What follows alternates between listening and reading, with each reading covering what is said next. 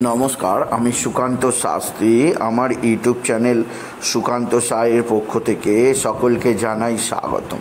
আমার আজকের গবেষণার বিষয় নরেন্দ্র মোদী বৃশ্চিক রাশি, বৃশ্চিক লগ্ন, দীর্ঘ 48 ঘন্টা ধরে সাধনারত। কেন তিনি এই সময়কেই বেছে নিলেন তার সাধনার জন্য? কেনই বা বেছে নিলেন বিবেকানন্দের পবিত্র সেই কন্যাকুমারিকা রককে? হ্যাঁ, ঠিকই ধরেছেন। আজকের এই ভিডিওয়ে আমি আমাদের সকলের শ্রদ্ধেয় প্রধানমন্ত্রী, ভারতের মধ্যে তথা বিশ্বের মধ্যে 1 নম্বর ব্যক্তিত্ব, সেই আমাদের শ্রদ্ধেয় প্রধানমন্ত্রী নরেন্দ্র মোদীজি কেন এই নির্বাচনের সপ্তম দশার শেষ মুহূর্তে এবং কালকে থেকে আজ পর্যন্ত এই সুদীর্ঘ 48 ঘন্টা সময়কে তার আধ্যাত্মিক সাধনার জন্য বেছে নিলেন? কেনই বা তিনি কন্যাকুমারিকায় গিয়ে বিবেকানন্দের সেই পবিত্র রকে আবার সাধনা করতে শুরু করলেন? তার জ্যোতিষ কারণ জানাবো এবং এর ফল তিনি কিভাবে পাবেন তাও জানাবো।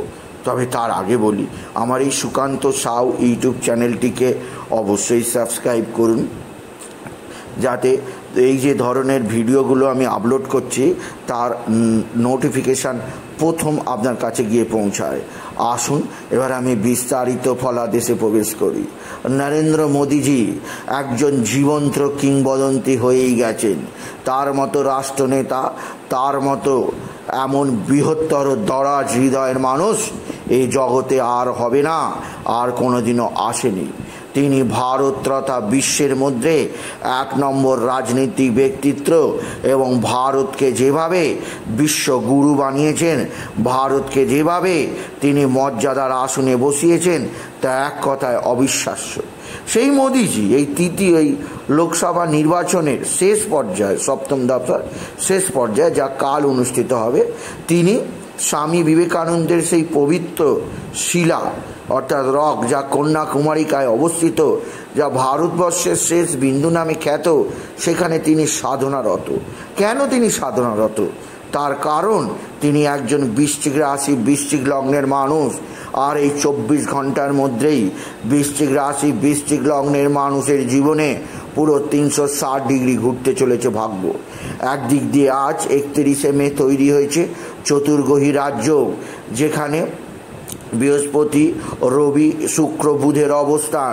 আর কাল 31শে মে তৈরি হচ্ছে ফলিত জ্যোতিষের অন্যতম শক্তিশালী মঙ্গলের রুচক রাজ্য। আমরা যদি নরেন্দ্র মোদীজির জন্মকুণ্ডলী পর্যবেক্ষণ করি, দেখা যাবে তিনি 17 সেপ্টেম্বর 1950 সালে গুজরাটের মেহসেনায় জন্মগ্রহণ করেছিলেন। তিনি নিজে বৃশ্চিক রাশি, বৃশ্চিক লগ্ন, অনুরাধা নক্ষত্র, দেবগণ, এবং তার জন্মকুণ্ডলীতে মঙ্গল বৃশ্চিকে বসে আছে চন্দ্রের সঙ্গে। তিনিও পঞ্চমহাপুরুষ রুচক রাজযোগের জাতক। আর সেই রুচক রাজযোগই তৈরি হচ্ছে 24 ঘন্টার ব্যবধানে। তাই এই 48 ঘন্টা সময়কেই তিনি বেছে নিয়েছেন তার আধ্যাত্মিক চেতনা উন্মুক্ত করার জন্যে, তার নিজের মধ্যে আরও বেশি আত্মবিশ্বাস জাগ্রত করার জন্য, ভারতবর্ষকে আরও জগতের বুকে উচ্চ শিখরে তোলার জন্য। এবার আসুন বলি, কেন তিনি ভারতবর্ষের এত পবিত্র স্থান থাকতেই তিনি স্বামী বিবেকানন্দের পদধূলি ধন্য সেই কন্যাকুমারিকা রক বা কন্যাকুমারিকার ভারতের শেষ বিন্দুকে কেন তিনি বেছে নিলেন? যেখানে স্বামীজি শিকাগো বক্তৃতা দেবার উদ্দেশ্যে যখন আমেরিকায় যাচ্ছিলেন, তার আগে তিনি এইখানে বসে ভারত মাকে প্রত্যক্ষ করেছিলেন। তার মধ্যে অনুভূতি জাগ্রত হয়েছিল, ভারত আমার দেশ, ভারত আমার পরিবার, ভারত আমার জীবনের অংশ, সমগ্র ভারতবাসী আমার ভাই, সমগ্র ভারতের কল্যাণই আমার কল্যাণ, ভারতের নিমিত্ত আমার জীবন। এই আত্মোপলব্ধি নিয়েই স্বামী বিবেকানন্দ সম্পূর্ণ নিঃস্ব অবস্থায়, সম্পূর্ণভাবে তিনি কোনো ধরনের কোনো সাহায্য না নিয়ে পৌঁছাতে পেরেছিলেন শিকাগোতে। এবং 1893 সালে তিনি যে ইতিহাস স্থাপন করে গেছিলেন, তা যতদিন এ পৃথিবী থাকবে, যতদিনে ভারত থাকবে, তার সেই কার্যকলাপে মাথা নামাতে বাধ্য হবে। আর একইভাবে এই সপ্তম দশা নির্বাচনের শেষ মুহূর্তে যখন 4 জুন আমরা জেনে যাব কে হচ্ছেন ভারতবর্ষের পরবর্তী প্রধানমন্ত্রী নরেন্দ্র মোদীজি, তাই তার তৃতীয়বার জয়ের জন্য তিনি আরও বেশি আত্মকেন্দ্রিক হওয়ার জন্য, আরও বেশি ভারতের কল্যাণের জন্য, আরও বেশি ভারতকে বিশ্ব সভায়, বিশ্ব শিখরে, সর্বোচ্চতায় তোলার জন্য তিনি সাধনারত এই বিবেকানন্দ রকে। তিনি ভারতকে নাম্বার 1 অবশ্যই বানাবেন, এটাই তার আদর্শ, এটাই তার প্রতীক্ষা। তাই তিনি